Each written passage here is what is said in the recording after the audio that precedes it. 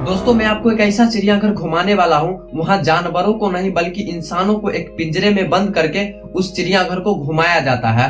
नहीं समझे? कोई बात नहीं, मैं समझाता हूँ।